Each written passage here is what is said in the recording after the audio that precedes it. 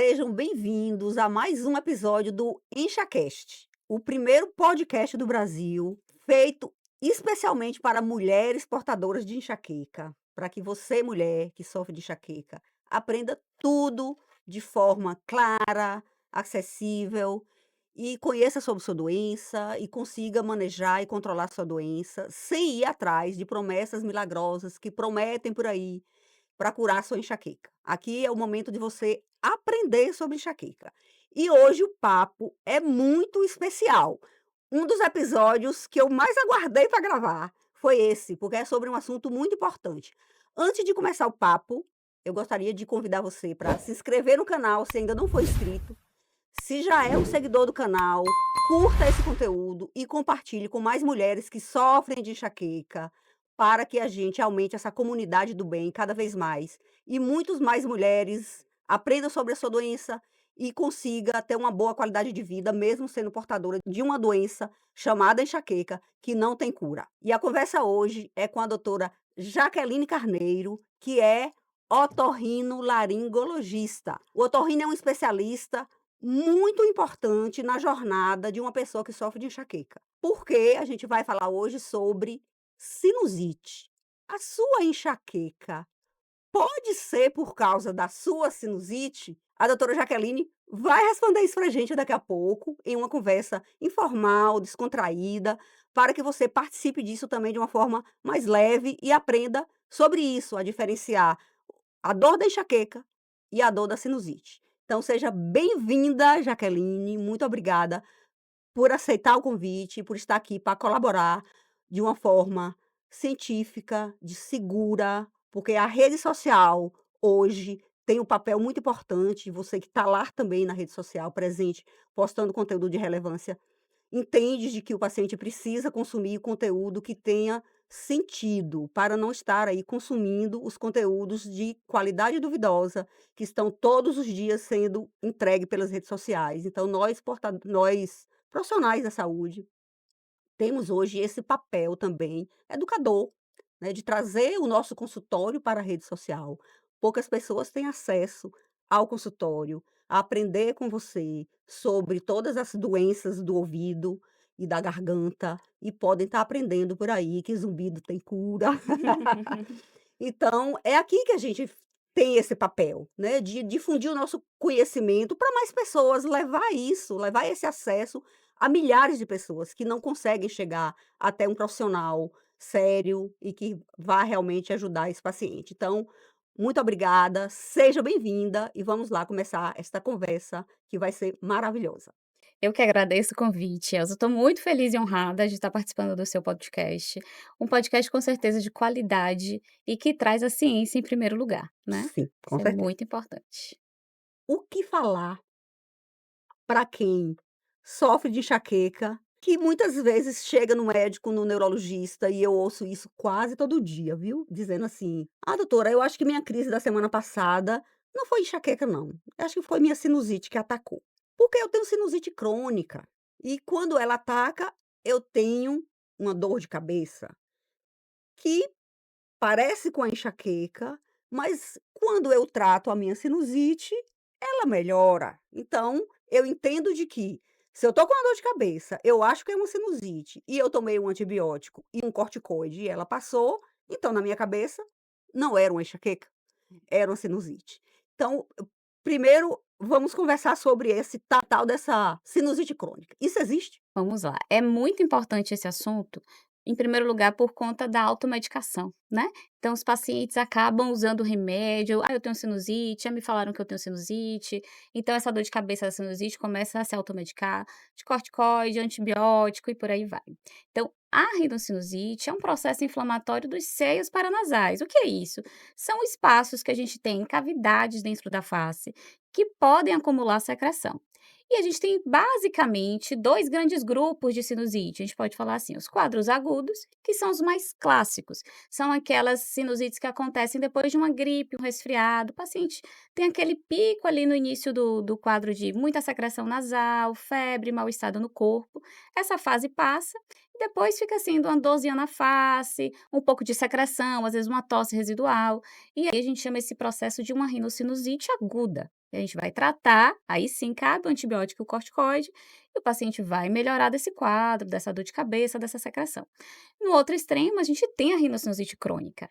A sinusite crônica é um processo inflamatório crônico desses seios da face, na Mas qual ali ele não tem uma infecção, ele hum, tem uma a inflamação. gente pode ter uma inflamação e uma infecção. Nos quadros Isso, mas agudizados, o o cu crônico é o processo inflamatório. inflamatório que ficou ali residual. Para esclarecer, a infecção é quando tem um vírus, uma bactéria Sim, instalada ali que faz aquele acúmulo de secreção muito grande, e que né? é essa que precisa do E antibiótico. é essa que precisa do antibiótico. Então, na rinocinusite crônica, a gente pode ter um processo inflamatório, secreção nos seios da face, mas que não necessariamente vai fazer uma dor de cabeça recorrente e muito intensa. Sim, Muito pelo contrário, na rinocinusite crônica, na grande maioria das vezes, a gente não tem esse processo de cefaleia intensa que que pode normal confundir com uma que pode enxaqueca. acontecer com enxaqueca. Mas o Sim, paciente que já teve o quadro de sinusite e já sofreu do quadro, principalmente aquele quadro agudo, às vezes vai dizer: "Não, eu já tive uma dor de cabeça dessa, é da minha ele sinusite". sabe diferenciar. Normalmente o paciente sabe diferenciar quando muito bem orientado, né, Sim, porque a gente sabe que a cefaleia, a dor de cabeça da enxaqueca tem as suas características clínicas, que é completamente diferente diferente. da Então, para quem não sabe rinocinusite. diferenciar É, ainda, a gente vai aqui, ensinar. né, assim, como é a dor de cabeça, como o paciente que tem uma sinusite aguda chega para você no consultório, como é a dor dele? O que que ele refere para você? Qual é a característica daquela dor? Normalmente é uma dor em aperto. Pode ser tanto na parte da face mesmo, ali na região das bochechas, mas também pode ser uma dor de cabeça mais generalizada, ocupando toda o crânio. E normalmente ela dói quando baixa a cabeça, a gente sente aquela sensação de peso maior. Na rinocinusite, principalmente quando é um quadro agonizado, que a cefaleia está mais importante, o paciente vai ter outros achados. É muito raro o paciente da sinusite ter só dor de cabeça. Normalmente ele nesse momento que a secreção está muito intensa, que vai levar essa dor de cabeça, o paciente tem alguma secreção nasal ou um gotejamento pós-nasal, e que por isso confunde, porque o paciente falou: "Mas eu não tô com aquela Não tô com secreção". coriza, não tô com secreção no Mas a nariz. gente tem uma secreção, gotejamento, um pigarro ali recorrente, uma Sim, tossezinha seca que vem ali, principalmente à noite ao deitar, que é quando a secreção desce, né, em direção à garganta. Então, a dor de cabeça da sinusite vai mais ou menos por esse caminho. Não tem o desconforto com luz, normalmente, não tem o enjoo importante que tem na enxaqueca, não lateja, até não você disse que é uma lateja, dor que normalmente é mais aperta, em né. aperto. Se a gente for avaliar os critérios diagnósticos de uma enxaqueca, além da dor de cabeça, que ela geralmente predomina de um lado, né, eu imagino que a dor da sinusite seja mais Normalmente frontal, frontal, nos nessa região aqui seios. da face. Então é uma dor hemicraniana que lateja, que pulsa. Você sabe, Jaque, que uma coisa que pode confundir o paciente, às vezes eu pergunto assim: "Quando você faz esforço ou quando você mexe a cabeça de uma forma, né, muito brusca, a sua dor piora?" Porque às vezes o paciente que tem enxaqueca, ele não consegue dizer pra gente se a dor lateja ou se a dor aperta. Sim, Então uma das perguntas que a gente faz para diferenciar é: piora com o esforço? é. Se você tiver com dor de cabeça e você subir uma escada, você correr, ou você pegar um peso, ela cresce, Hum, essa é uma dor latejante. lateja. Só que como a dor da sinusite tem essa característica de piorar quando ela baixa a cabeça, às vezes ele confunde. Confunde, Ó, quando eu mexo a cabeça dói, mas exatamente. às vezes não é o esforço físico. É, Eu imagino que é a mobilização da secreção dentro do seio, né, assim, o fato de piorar quando exatamente. baixa a cabeça. Quando a gente baixa a cabeça, essa secreção ela vai Desloca se deslocar e a gente sente e esse piora. peso maior, essa pressão. Realmente pode confundir muito e às vezes o que confunde mais é aquele paciente que está investigando a dor de cabeça e que acaba caindo no exame de imagem. E acha uma Então sinusite. vem uma tomografia de crânio, uma ressonância que tem uma sinusite. Fala: "Tá vendo? Eu falei que essa dor de cabeça era da sinusite", mas a gente precisa tentar diferenciar clinicamente. E é claro que, como otorrinolaringologista, a gente tem alguns exames também que vão nos auxiliar, né, Sim, nesse diagnóstico aí. Então a gente vai pegar toda a história clínica do paciente. Às vezes a gente precisa fazer uma endoscopia nasal, que ajuda muito, na grande maioria das vezes a gente consegue ver aquele filete de secreção, um pouquinho escorrendo ali. Essa dor de cabeça, de fato, Pode pode ser ser da da sinusite. sinusite, né. Não, eu acho que o pior caso é aquele que está iniciando o processo de uma dor de cabeça por uma cefaleia primária, né, uma enxaqueca no caso, ou uma cefaleia do tipo tensão, mas primeiro vai o otorrino, e daqui a pouco a gente vai falar por isso sobre isso. Vai ao otorrino, encontra ali no exame de imagem e trata. Isso. Como geralmente se usa o antibiótico e o corticoide vai melhorar a dor de cabeça, mesmo sem ser uma sinusite que precise do antibiótico, o fato dele usar o corticoide, ele vai ter uma melhora e ele vai atribuir que a dor realmente era da sinusite, porque melhorou com o corticoide. Só que enxaqueca também melhora com corticoide. Então isso confunde também a cabeça do paciente. Então todas as vezes que Entendi. ele tem a dor, ele acha que é a sinusite e ele começa um comportamento extremamente prejudicial, que é se automedicar. Todas as vezes que ele tem, ele dá um jeitinho de tomar um antibiótico, de tomar um corticoide. Aí É. ele melhora de novo. Então ele começa a ficar com uma enxaqueca que está sendo mascarada ali por um uso de corticoide Correntes. recorrente, que não é bom. Isso, a gente sabe que tem riscos, né, com o uso recorrente de antibiótico e isso se agrava mais na infância, né. Então se as mães às vezes observam as crianças se queixam de uma dor de cabeça, como criança tem muito quadro viral, faz muita rinocinusite, acaba tendo, às vezes, dor de cabeça de fato pela rinocinusite, mas a gente tem as crianças com enxaqueca.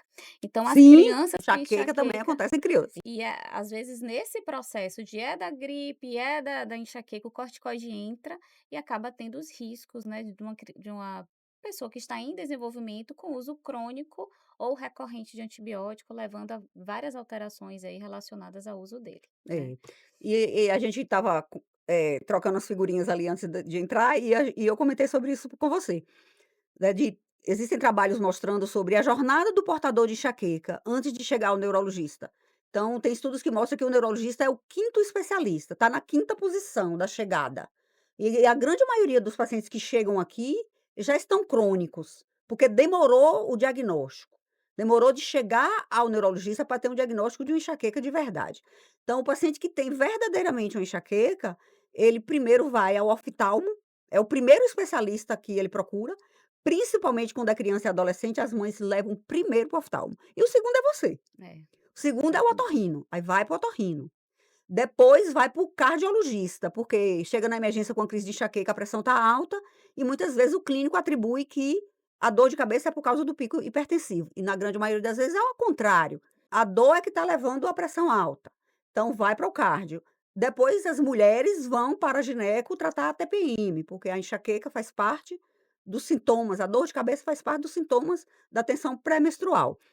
Quando passa por toda essa jornada, vai no neuro, e lá recebe o diagnóstico de enxaqueca. E o paciente não tem culpa, né, essa jornada não é culpa do paciente, e às vezes também não é do profissional, porque às vezes chega lá e tem realmente uma sinusite. Sim. Às vezes chega no oftalmo e tem um erro de refração, Hum. precisa de uma lente corretiva. Ou vai no cardiologista e descobre realmente que tem uma hipertensão, mas naquele momento que foi para emergência com um pico hipertensivo muito maior, ele teve um fator agravante daquele pico hipertensivo que foi a enxaqueca e que não foi reconhecida como tal. Isso. E esse conceito de que enxaqueca é doença é uma coisa muito nova. É. A enxaqueca ela ficou por anos sendo atribuído a milhões de coisas. Sintoma, né, assim, a dor de cabeça da enxaqueca não é um sintoma da doença chamada enxaqueca, é um sintoma do problema da vesícula, do problema do fígado, do problema do estômago, da sinusite, do erro da dificuldade da Isso. visão, da pressão alta, e por aí vai, né. Se É. você for listar aqui, muitas é enorme a lista de coisas que a população no geral entende como causa da enxaqueca. E na verdade, enxaqueca não tem uma causa. Enxaqueca é uma doença genética. Eu costumo dizer que é um defeito de fábrica, um defeito bioquímico no seu sistema modulador de dor, lá no seu cérebro, adquirido de forma genética, que deixa ele mais susceptível a ter dor. Então você, sendo portador de enxaqueca, você tem um cérebro mais sensível, mais irritável, mais inflamado. E você pode ter crise de enxaqueca desencadeado por várias coisas, Sim. por um pico de pressão, por um processo inflamatório dos seios da face, porque o seu cérebro já é inflamado. E se seu organismo inflama por alguma outra coisa, você pode ter uma crise de enxaqueca.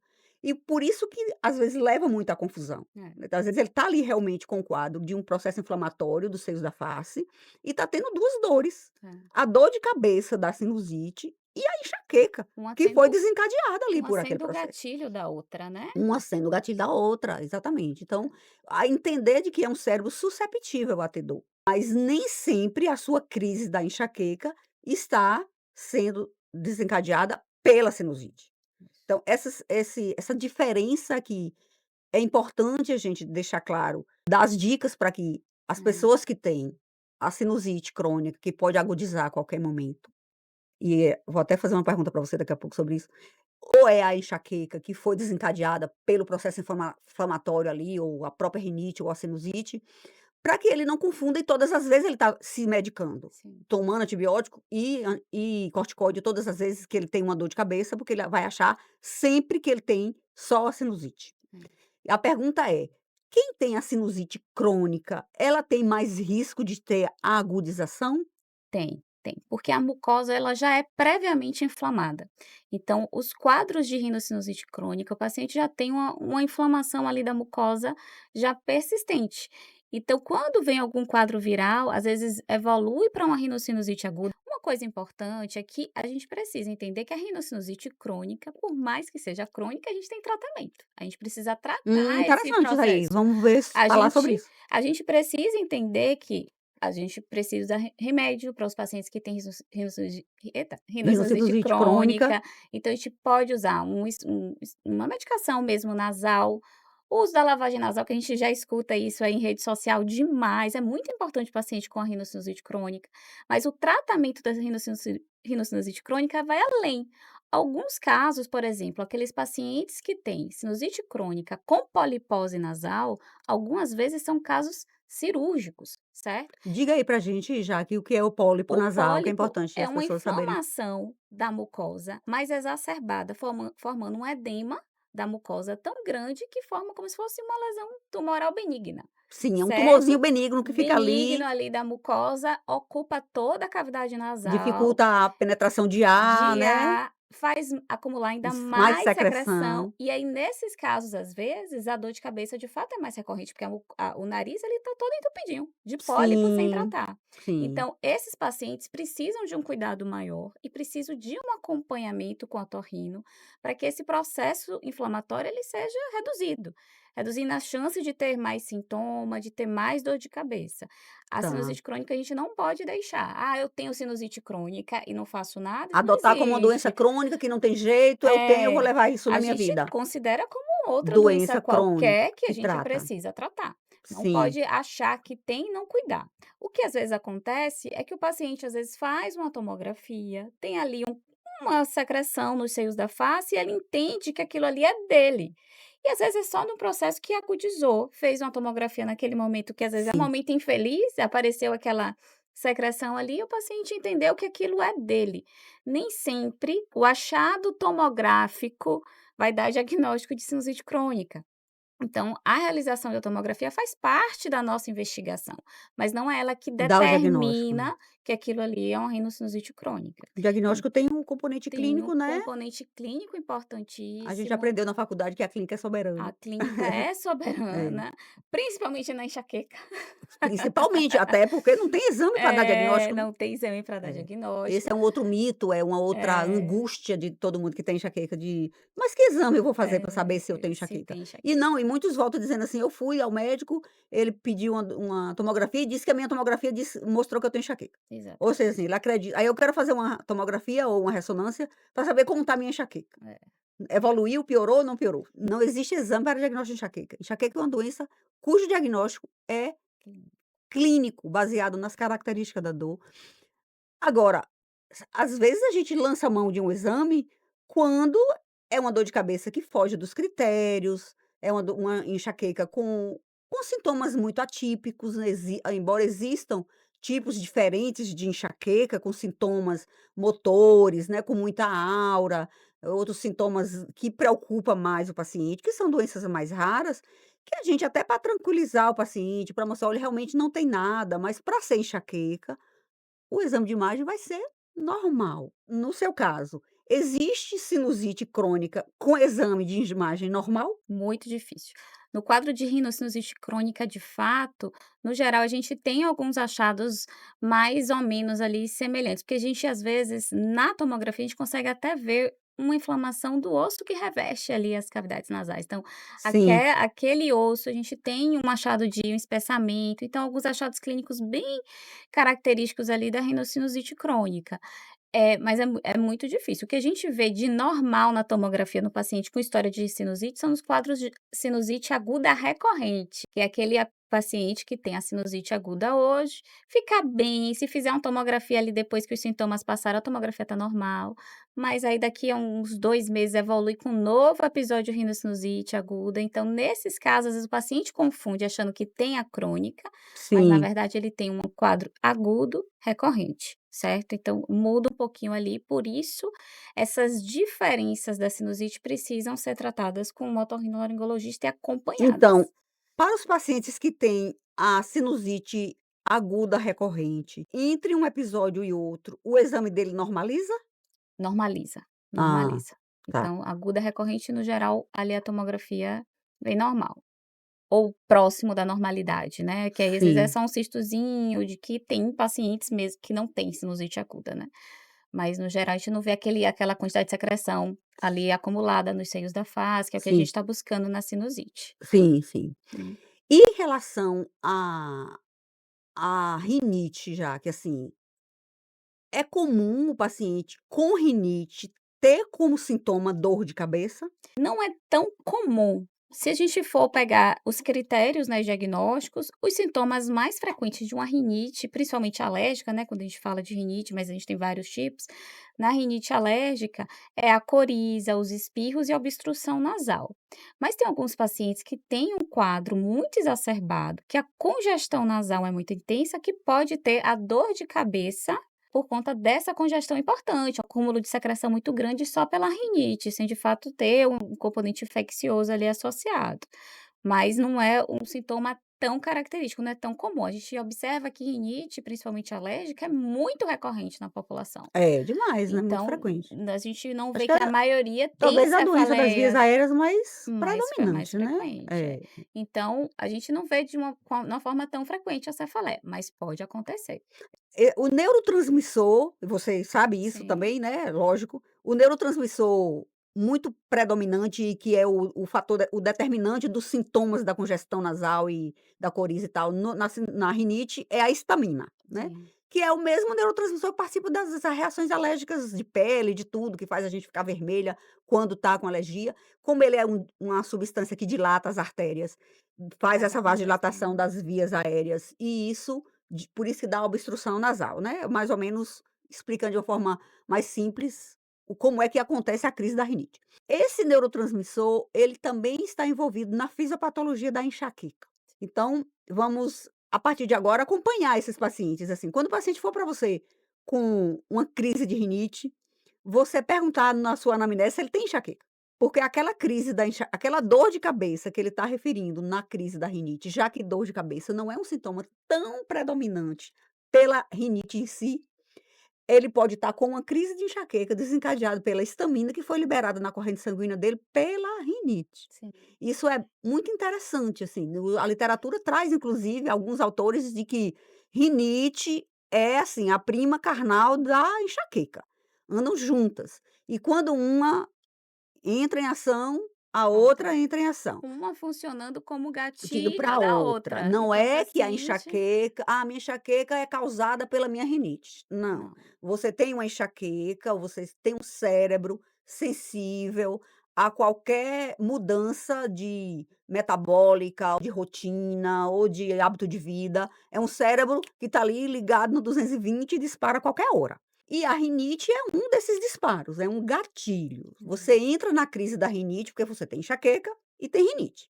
Quando a rinite entra em ação, a histamina que é esse neurotransmissor que dilata as artérias, cai na corrente sanguínea, chega lá no seu cérebro e dilata as artérias da meninge, que é onde acontece a dor da enxaqueca, e essa dilatação leva à liberação de outros neurotransmissores, que também são deflagradores de dor, e você entra em uma crise de enxaqueca. O gatilho foi a rinite, mas você só teve a dor de cabeça, porque o seu cérebro é permissivo, porque é o cérebro que tem uma sensibilidade, que tem, na verdade, uma deficiência de reconhecer gatilhos que não deveriam desencadear dor, mas no cérebro do portador de enxaqueca, ele, por ser permissivo, ele deixa que a dor aconteça por vários motivos: privação de sono, privação de alimento, estresse, várias coisas, e uma dessas é histamina, né, E se a então gente não trata a rinite, o paciente vai ter mais crise de enxaqueca. isso, E aí, às vezes, vai exatamente. aumentando É, dose de remédio para exatamente. enxaqueca, sendo que não está controlando o básico, O que está o que está desencadeando, né, então o desencadeando. controle do fator de gatilho, aí você está apagando incêndio, assim, Entende? né, você está tentando tratar a dor sem descobrir de onde veio, onde foi o fator facilitador. Então vocês veem, gente, que enxaqueca, ela é apenas uma doença extremamente prevalente na população e que, junto de outras doenças também extremamente prevalentes, como é a rinite, a sinusite, a probabilidade da mesma pessoa ter essas 2 situações é muito grande. Uhum, Então, e isso não significa que uma é mais ou menos importante do que a outra. com A certeza. gente tem que cuidar do todo. Então, a gente aprendeu na faculdade de ser especialistas em doenças, na residência, né, ser especialistas em doenças, e esquecemos de um conceito muito importante que hoje a medicina do estilo de vida vem tentando resgatar, que é nos especializarmos em pessoas, Hum, antes de sermos especialistas em doenças. E eu costumo dizer muito meus alunos até na faculdade: "Olha, a gente não trata uma enxaqueca, a gente trata uma pessoa portadora de enxaqueca". E quando a gente vai conversar, entrevistar essa pessoa, a gente tem que sair é, da caixinha quadrada do mundo da enxaqueca, e ver tudo que essa pessoa tem na vida dela, e que pode ser um gatilho importante para aquela doença, e se a gente não enxergar isso, a gente vai estar sempre batendo na mesma tecla, entupindo o paciente de de remédio. remédio, sem às vezes enxergar o óbvio, que às vezes é uma simples mudança de uma estabilidade hormonal, do tratamento da rinite, do encaminhamento para o especialista, para cuidar dessa comorbidade que está sendo o fator agravante para aquela enxaqueca. E a gente, por que que não melhora? Por que que essa enxaqueca não melhora? Por que que um melhora, o outro não melhora? Hum, Porque um é um, cada doença tem aspectos da vida que interferem naquela doença, na gravidade daquela doença, na interferência da qualidade de vida da pessoa com aquela doença. E se a gente não vê e não enxerga essa pessoa, a gente não consegue tratar e ajudar, né, da exatamente. forma como a gente deve ajudar como profissional, né, e às vezes o paciente vai mesmo buscando uma receita mágica, É, exatamente. e o seu mundo não deve ser diferente do meu, É, né, de como o paciente: "Eu quero um remédio que cure minha enxaqueca". hum, Quantos não vão lá buscar uma cura para rinite? exatamente. E que a gente sabe que tem cura? Diga aí. A gente tem controle, E né, pois é, rinite é a alérgica. mesma coisa que eu falo em enxaqueca, tem Existe controle, controle, não tem cura, mas calma, tem tem tratamento, tratamento. tem controle. A gente fala em cura da rinite alérgica em algumas situações bem raras, assim, quando tem um alérgeno mais específico, né.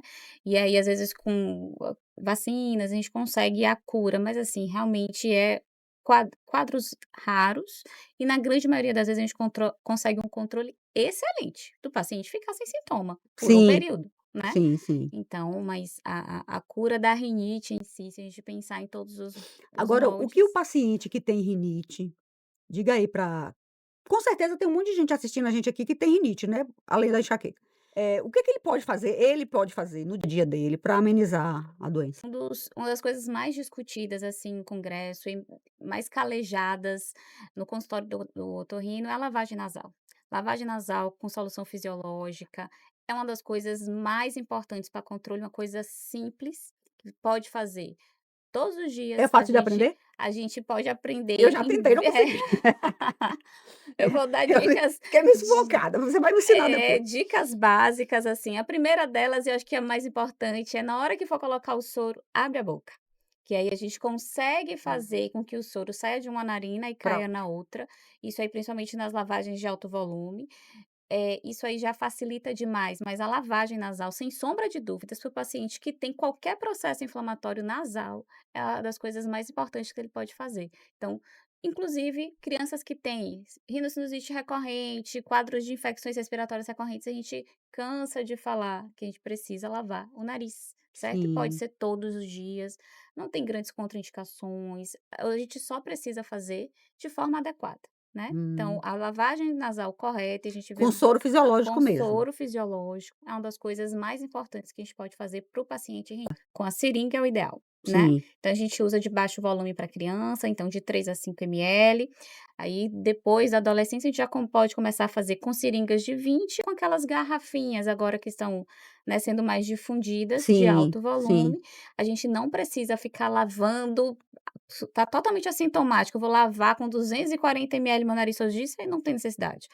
Mas a lavagem nasal recorrente, minimamente até com sorinho pronto, isso aí a gente pode fazer, que no geral já ajuda demais o paciente. Tira também histamina, A né, gente tira a gente lava, né, lava, lava de lava. fato, porque que a nossa mucosa nasal tem? Um tapete cheio de cíliozinhos que vão acumulando todas as Todos os impurezas dias. do nosso ar, do ar. Sim, E o ar contém os alérgenos, então o alérgeno em contato com a mucosa nasal faz com que esse processo de inflamação da rinite abra, né, sim, desencadeie, a gente tem os inchaços, a coriza. Então o que o soro nasal faz é lavar, tá. é higienizar essa mucosa. E tem um assunto importante, me veio aqui agora, que acho interessante a gente falar também, que acho importante você chamar a atenção, que é o uso dos descongestionantes, Nossa, que as pessoas usam muito, e é, inclusive para quem tem enxaqueca, é um gatilho, porque primeiro faz a vasoconstricção, depois faz constricção, vasodilatação, rebote, rebote. e aí vem crise de enxaqueca, e inclusive na neurologia, existe uma situação que é uma situação inclusive grave, que é uma cefaleia chamada a cefaleia entrovoada, né, a famosa thunderclap headache, que é uma dor de cabeça grave por uma vasoconstricção cerebral, que é chamada síndrome da vasoconstricção cerebral reversível, mais comum em mulheres, e um dos fatores deflagradores dessa síndrome é o uso excessivo de descongestionante nasal. E é uma causa inclusive de AVC em mulher jovem.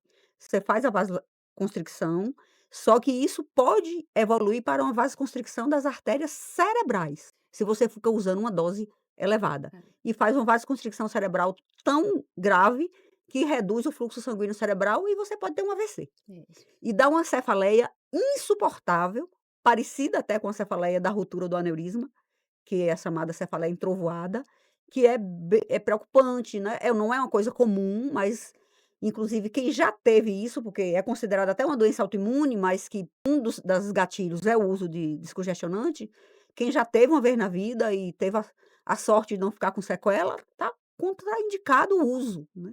Hum. Mas no dia a dia, assim, por que que é ruim usar?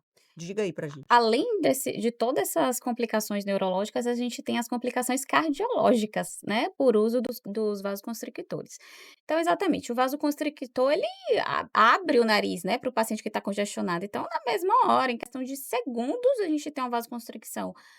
É importante, então o nariz fica aberto, Ele só respira, que respira, fica ótimo, tô bem, só que aí a gente sabe que aquilo ali tem umas 3 horas, né, de ação mais eficaz, e aí vem o efeito rebote, que é a vasodilatação novamente, a nova congestão. O que é que o paciente faz naquele desespero toma da de novo, obstrução de novo? bota de novo, Bota de com a dose novo, maior. com a dose maior. E isso vai ficando ali no uso crônico, o paciente acaba fazendo o efeito rebote na mucosa nasal, então cada vez que ele usa, quando tem um edema de novo, um inchaço, né, da mucosa nasal de novo, esse É edema ainda é maior, maior é por isso que ele e aumenta a dose. fica aumentando a dose. Então o que é que a gente, o que é que o problema, né, disso aí maior, além desses efeitos todos neurológicos e cardiológicos, que preocupa mais a gente, às vezes a gente precisa depois operar esse paciente, porque o corneto, que é a Nossa, é a mucosa nasal ali, a parte do nariz que incha, fica tão Que inchado não que a desincha gente não mais. consegue desinchar. Claro que a gente tenta Gente, inicialmente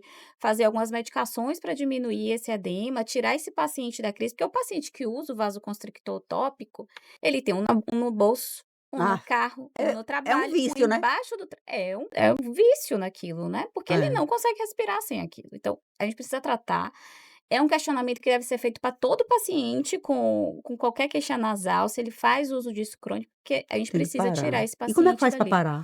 A gente tem algumas estratégias, a gente começa a mudar o tipo de medicação nasal e a gente associa, às vezes, uma medicação oral, para que esse Hum. paciente sinta um conforto, consiga respirar melhor e vai a estratégia melhor é diluir esse vasoconstrictor. Então, Ah, tá. eu peço o quê? Legal. Vamos pegar esse vasoconstrictor, joga metade que tem ali fora e E bota bota soro fisiológico. dentro.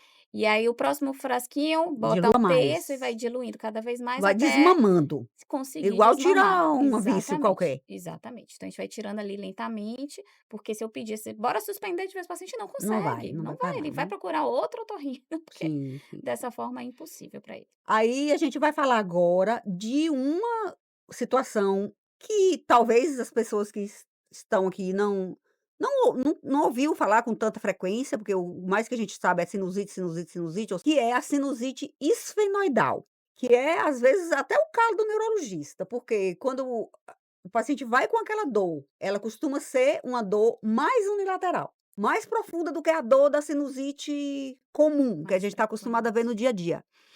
E não tem os sintomas que geralmente tem na sinusite. Então, vamos falar um pouquinho dela, assim, como diferenciar, como é a dor dessa sinusite e o que é a sinusite esfenoidal, esse nome aí meio esquisito. Esfenoide é uma região, né, da nossa caixa ali da nossa cabeça, então a gente tem um espaçozinho ósseo que se comunica com o nariz por um buraquinho bem pequenininho. E ali, naquela cavidade, às vezes pode ter um acúmulo de secreção de uma sinusite, só que o espaço de drenagem, de saída da secreção é muito pequeno, então às vezes dificulta essa drenagem, facilita o acúmulo de secreção naquela região. E por que às vezes é o calo do neurologista? Porque ela fica bem profundamente, na A região gente bem jura que o problema é no atrás cérebro. é o cérebro. Então a dor de cabeça, às vezes, não dá para diferenciar que aquela dor de cabeça é de uma sinusite esfenoidal ou não. Neste caso, o diagnóstico Imagem é é importante, né? normalmente de imagem, né. Pouquíssimas vezes a gente vê pela endoscopia nasal, né, que é aquele aparelhinho que a gente filma o nariz por dentro, a gente consegue visualizar a secreção descendo, porque aí fica um diagnóstico mais fácil, Sim, pouquíssimas vezes a gente vê isso. Então, às vezes, a gente precisa de uma tomografia para dar o diagnóstico mais assertivo e dessa forma tratar, né, com o antibiótico adequado e o acompanhamento, porque mas às vezes esse tipo de sinusite também tem a crônica? pode ter crônica, e nesses casos a gente pode até evoluir por uma lesão que a gente chama de mucocele. Quando essa secreção não consegue drenar, a gente forma como se fosse uma capa ao redor dessa secreção, formando como se fosse um cisto de Ah, secreção que pode sim, crescer ali sim, dentro. sim. E a dor, às vezes, é muito importante. Então, às Mesmo vezes nesses casos crônicos, isso, pode ter a pode dor. acontecer ali. Então, e Tá. aquilo ali, às vezes, fica meses o paciente sofrendo de dor, sem um diagnóstico feito, usando muito analgésico, e aí, às vezes, o uso do analgésico recorrente vai causar outro tipo de É, dor de exato. cabeça. Sim, sim, Então, esse processo ali do esfenoide, às vezes, leva o paciente até um quadro cirúrgico. Então, a gente sim, precisa tratar. Porque às vezes entendi. a gente precisa abrir aquele espaço ali um pouquinho mais, aspirar Para essa drenar secreção, aquela drenar secreção, ali e aliviar.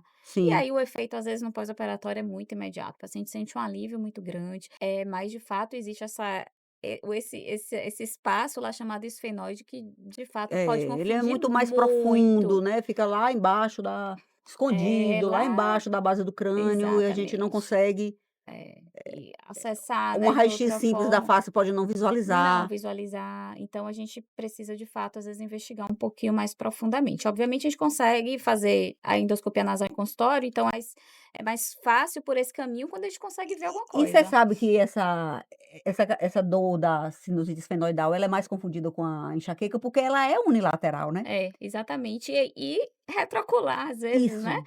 E Isso é como se aí tivesse doendo atrás do olho, atrás do que é uma olho, característica da dor de cabeça da enxaqueca, atrás do olho. atrás do E ela olho. pulsa? Pode pulsar, porque é uma secreção retida ali. Pois é, Então, às então vezes é é isso. muito é uma coisa muito localizada. Nem sempre pulsa, mas o paciente normalmente sente esse É, aperto eu costumo imaginar que a dor da sinusite esfenoidal, essa pulsação, é a mesma coisa da dor de um abscesso dentário, dentário, dentário. que a Se dor do tiver um abscesso mu dentário ele lateja, ele fica lateja, pulsando ali, quem é, já teve dor de dente sabe pode o acontecer que é, dessa né, forma, então é diferente, exatamente. já bem diferente da Das sinusite frontal. frontal, que são as mais É, frequentes, né. sim. A gente vê de etimoide, que é aquela dor nasal, de maxilar, que são essas regiões, né, mais anterior ali na região da face. A esfenoidal realmente, às vezes, é o que é mais O tempo chatinho. de antibiótico terapia é A diferente? gente normalmente tenta Tá, o mesmo, né, então o a gente mesmo sempre tempo. faz o mesmo tempo que é uma sinusite mais frequente, a não ser que a gente veja em tomografia quadro de cronificação, aí a gente pode prolongar o uso do antibiótico, Sim. ou às vezes até já encaminhar diretamente para um processo de drenagem em centro cirúrgico, né. O exame de imagem, mesmo para esfenoidal, a tomografia Tomografia de face, continua sendo o melhor o exame, melhor do que a ressonância. melhor do que a Sempre, ressonância. para qualquer Sempre tipo de sinusite, os quadros de rinocinusite, o melhor exame é a tomografia tomografia de da face, face. por conta do tipo, né, de da forma que a gente faz a captação Sim, da imagem, então a de face é melhor.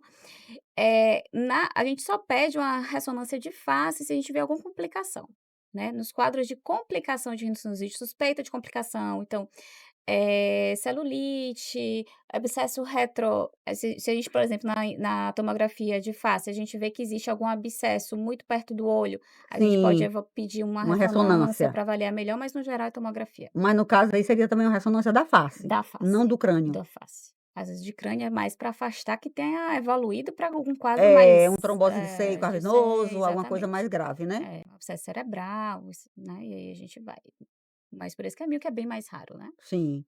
E aqui? Ouvido, né.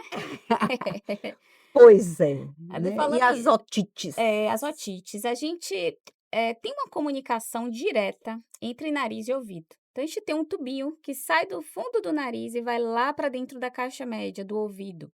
E a secreção da sinusite, ela pode ir para dentro da orelha média. Então, quando a Hum, gente está gripado, a gente pode ter um pouquinho de secreção ali naquela região. Então, se eu faço uma tomografia, por exemplo, de ouvido, se eu estou só gripada, eu posso ter na tomografia uma tal da mastoidite, sinusite. que nem sempre é Esse é um uma. outro problema. É, Trata ou não trata? Faço o que com este diabo? a gente não vai tratar a imagem É nunca, isso. nunca a gente, como você falou, a gente trata o paciente, né. Se o paciente não tem edema, inchaço na região retroauricular né, essa região da Da orelha. orelha, não tem, vermelhidão Essa aqui tem a orelha, intensa, fica até melhor para ver, né. A isso, mastoide é um ossinho que tem aqui atrás e que às vezes inflama. E às vezes a gente só precisa, por exemplo, internar um paciente, usar um antibiótico, caso o paciente tenha uma vermelhidão importante aqui, ou formação de um abscesso nessa região visível, ou se realmente estiver muito inchadinho ali. Aí a gente vai precisar internar e tratar, que aí realmente é um quadro mais grave, está muito perto do cérebro. Sim, Mas às vezes a gente pede um exame de imagem para ver outra coisa, aí tá ali, um velamento na é. mastoide. A gente não trata aquilo, a não ser que o paciente tenha alguma queixa, tá com a sinusite agudizada, tem uma sinusite Não, pior crônica. são aqueles que têm enxaqueca, que vai pela primeira vez ao médico Sim, pela dor de cabeça, para saber o que tem, e ele não avalia os critérios diagnóstico e lança a mão de um exame e vem uma mastodite. exatamente. Aí "Ah não, vem sua dor de cabeça é da mastodite, vamos isso, tratar, vai para o vamos otorrino, tratar. vai tratar", e é uma enxaqueca. E às vezes passam até antibióticos sem Até porque necessidade, né. enxaqueca pode doer qualquer parte da cabeça, né, até o pescoço. Enxaqueca É, inclusive pode começar pelo pelo pescoço, né. pescoço. Então pode doer na lateral, pode doer na região frontal, pode doer na região occipital, pode doer o ouvido, então ela não tem uma regra, né, enxaqueca é uma doença rebelde, ela tem regra. Tem os quadros mais clássicos, né, o que se a gente for ler os critérios diagnósticos de enxaqueca, a gente vai ver, é uma dor Imicran de predomínio unilateral, pulsátil, que piora com a atividade física, que dura de 4 a 72 horas, que impede ou interfere no seu dia a dia, que vem com náusea, ou vômito, ou fotofobia, ou fonofobia. Isso é o critério básico do básico. Porque o paciente: "Ah, minha dor de cabeça não é só de um lado só, então não é enxaqueca", né. É uma dor de porque imagina, eu tenho dor de cabeça aqui. Latejante. Mesmo que ela tenha fotofobia, fonofobia, piora com a atividade física, mas eu faço um exame de imagem e encontro um processo inflamatório na mastoide, que vai me fazer acreditar que isso é uma enxaqueca.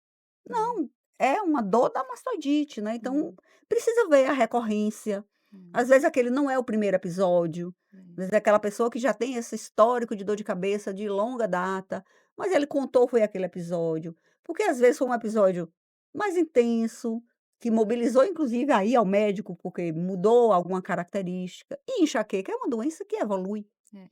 Por isso a importância do diagnóstico precoce. Porque a enxaqueca é uma doença que modifica o cérebro de uma pessoa Uma e compromete a qualidade de vida e muda a performance cognitiva, que inclusive vai ser um dos temas aqui de uma discussão posterior em outro episódio, que eu vou conversar com uma profissional que trabalha com memória, e existem vários estudos mostrando que enxaqueca crônica compromete memória. hum, Não só porque eu tô com dor e eu não vou me concentrar, não, a doença modifica bioquimicamente seu cérebro.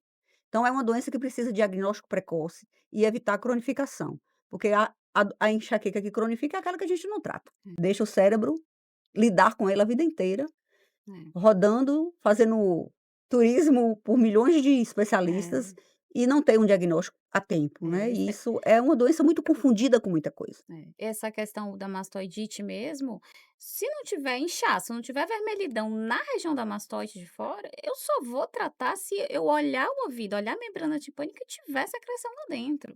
Não faz sentido a gente tratar a imagem, né, mesmo, então às vezes a gente vai de fato pela clínica, a gente precisa entender: "Não, isso aqui é um processo que está mais a favor da enxaqueca, vamos avaliar essa questão É, por isso que quando eu inicialmente". às vezes eu peço a imagem, às vezes porque o paciente: "Não, eu quero", às vezes é um adolescente que a mãe levou, uma criança, e a mãe disse: "Não, doutora, eu quero um exame de imagem, eu tô preocupada porque teve um caso na família que era dor de cabe estava com dor de cabeça e foi um tumor lá", então, né, aquele falo: "Olha, eu preciso também que vocês saiam do consultório tranquilos, de que não tem nada além da enxaqueca. Clinicamente, o diagnóstico é enxaqueca, mas nunca fez um exame de imagem?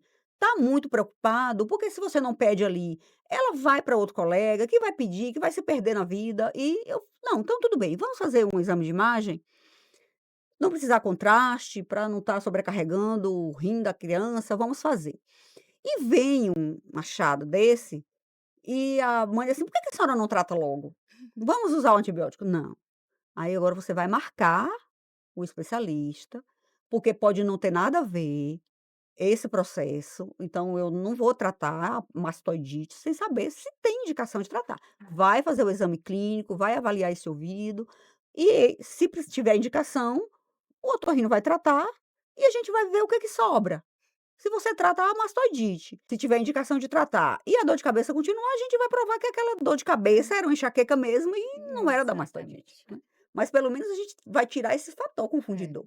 Né, Exatamente. então é importante também que a mãe ou o próprio paciente, no caso de adulto, também se sinta seguro com o diagnóstico. Porque uma das coisas que mais motiva o paciente a não ter uma aderência ao tratamento, a ir de médico em médico, é ele não entender o que ele tem. Então a nossa conversa com o paciente no consultório também é muito importante, essa coisa da educação em saúde. Para o próprio voltado para o paciente. Dele entender o que é enxaqueca, dele entender o que é a sinusite, dele entender o que é a otite, o que que significa aquilo, para ele não fantasiar as coisas e não se cuidar, e não aderir ao tratamento. Sai dali sem entender e não vai voltar. Hum. Ou ele vai tomar aquele medicamento, se ele não melhorar no tempo que ele acha que deveria melhorar, que às vezes é uma falha, às vezes da gente: "Olha, não vai esperar que isso com 48 horas você já esteja assintomático". Aí ele toma 2, 3 dias do remédio, não melhorou, ele para, né, e vai para outro médico, e muda, e procura outro médico, ouvir a opinião de outra pessoa. E isso gera angústia, retarda diagnóstico, retarda tratamento, cronifica as doenças. Por falar em cronificação, quando você não trata uma sinusite agudizada, a pessoa que tem a sinusites, ela se cura sozinha e o paciente tem mais risco de cronificar? Tem mais risco de cronificar, mas uma rinocinusite aguda, ela pode se tratar só também, né. Agora, Hum, a gente tem um risco maior de cronificar aquele quadro, porque o processo inflamatório é mais intenso. sim. Mas a rinocinusite aguda, Se for uma viral, ou mesmo se for bacteriana. mesmo que seja bacteriana, a gente É, pode ter algum quadro de que tem evolução remissão de espontânea. espontânea, porque às vezes ali com o tempo, só que Se a a gente secreção tá vai sair, vai vendo drenar. se É, a gente tá vendo que tempo, né, de história para rinodontia é sempre tempo de história, isso é o importante. tá. A gente tem os quadros virais, os pós-virais e os bacterianos, então a gente vê pelo tempo de história a necessidade de usar um antibiótico. Se eu estou atendendo o paciente, eu não tenho por que deixar, né, aguardar. Se eu estou vendo que pelo tempo de história a chance de ser bacteriana é maior, a gente vai tratar. Acho que vamos agora encerrar. Eu queria pedir para você dar uma palavra final para as pessoas que estão aqui, né, em relação a esse processo todo da associação da dor de cabeça, dessa esse risco da automedicação, né. Então deixa a sua palavra final e depois você vai deixar também sua rede social, seu Instagram, para que as pessoas sigam você lá. A doutora Jaqueline é uma profissional que também está lá atuando na rede social, no Instagram, deixando conteúdo que vai, com certeza, ajudar muita gente que está aqui. Então não deixa de seguir, ela vai deixar para a gente aí agora uma palavrinha final e o Instagram dela. Eu gostaria inicialmente de agradecer, Elza, pelo convite. E uma honra conversar com você aqui. Foi muito feliz, foi muito tranquilo. A gente conversou ali, aqui vários assuntos super importantes para o paciente. Neurologista e otorrino trata daqui para cima, então É. a gente tem uma ligação muito Mais grande por importante isso. lembrar que a gente trata daqui para cima, mas a gente vê o todo. É, mas a gente precisa entender que o paciente, muitas vezes precisa de um acompanhamento, né, que envolve mais de uma especialidade. Então a gente, cuida do paciente olhando às vezes a parte neurológica, a parte otorrinolaringológica, a gente precisa entender que às vezes a gente precisa dos 2 atuando ali naquele mesmo indivíduo, para que a gente consiga uma melhora com redução de uso de medicação, com melhora da qualidade de vida, que é o que a gente busca mesmo nesses quadros mais crônicos, né, a gente precisa que esse paciente, mesmo que tenha algum adoecimento, se sinta bem e viva mais confortável, que é isso que a gente busca, né, nos pacientes mesmo com doenças crônicas que a gente é o nosso dia a dia no consultório, Sim, né, sim. você muito com a parte de enxaqueca, eu muito com as questões, otoneurológicas e nasais também, então a gente precisa entender que o paciente precisa ser visto e precisa de fato ser avaliado como um corpo humano inteiro, Sim, com com todas as suas certeza, conexões, certeza. respeitando a individualidade de cada um, né, eu acho que essa aí é a mensagem. Aproveitar aqui, falar das minhas redes sociais, né, doutora.jaqueline Carneiro. Eu sou otorrinolaringologista, foco muito na parte de otoneurologia, que é a parte da otorrino, né, que fala muito sobre tontura, zumbido e trata essa parte. Então, na minha rede social é Que muito vai ser o mais motivo do focado próximo e podcast. a gente vai conversar um pouquinho também sobre isso com Elza. Pronto. Então, obrigada por estarem aqui ouvindo e seguindo o canal.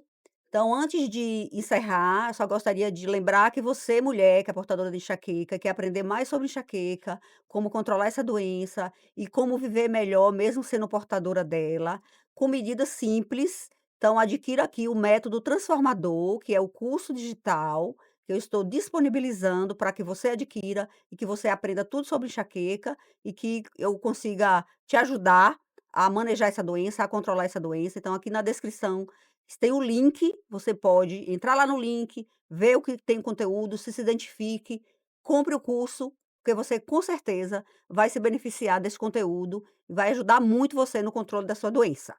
Então, se não está seguindo o canal, siga o canal, compartilhe esse podcast com mais mulheres portadoras de enxaqueca, porque isso é muito importante, é um conteúdo de educação em saúde voltado para mulheres que sofrem de enxaqueca.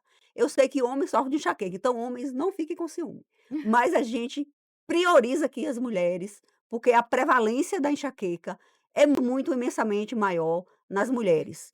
Então os homens que não têm enxaqueca, com certeza convive com uma mulher que tem enxaqueca, né, ou a mãe, ou uma irmã, ou a esposa. Então você é homem também que está aqui, com certeza você pode estar ajudando aí muitas mulheres se você também compartilhar o nosso conteúdo. Então, até o próximo EnxaCast, e a gente vai sempre estar postando aqui, semanalmente, conteúdos relevantes sobre enxaqueca para ajudar você. E eu vou gravar posteriormente, em outro momento, um outro episódio com a doutora Jaqueline, que a gente vai falar sobre tontura e enxaqueca, que é também um assunto muito prevalente, tanto no meu consultório quanto no consultório dela. Então, até mais.